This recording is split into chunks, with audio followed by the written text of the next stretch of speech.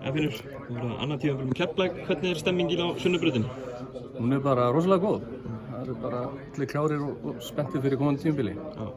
Sem í þessar spáir ekki spáð, það svona fyrir neðan kannski toppliðin, kannski í 3. og 4.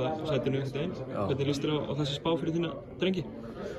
Mér líst svo sem ágætlega á hana, en truflar okkur voða lítið sko. Við mætum náttúrulega bara til leiks, vel undirbúnir og agaðir og allir með sitt á hreinu og við mætum bara í alla leiki til að vinna. Skrítið hvernig síðasta tímabil endaði, hvernig hefur off-seasonu verið í Keflavík?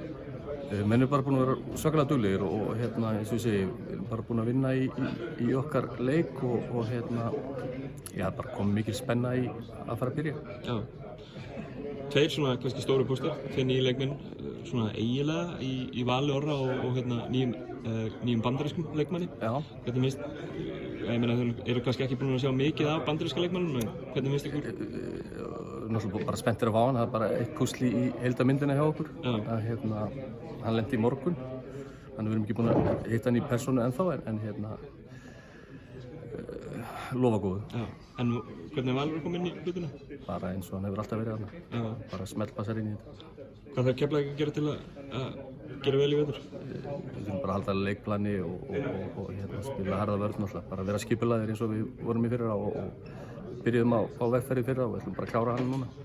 Nokkuð þéttur pakki sem er þarna þessi efstu, eða svona þeir sem eru talað vera bestu liðin.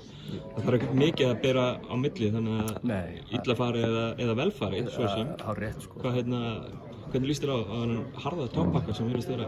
Ég hef bara hört deildin. Ég held að deildin verði bara óvenju jöfn núna í ár og verður mikið af jöfnum og skemmtilega leikjum. Það verður ekki mikið blowout í vetur og þá bara spurning hverju sterkastur á svellinu.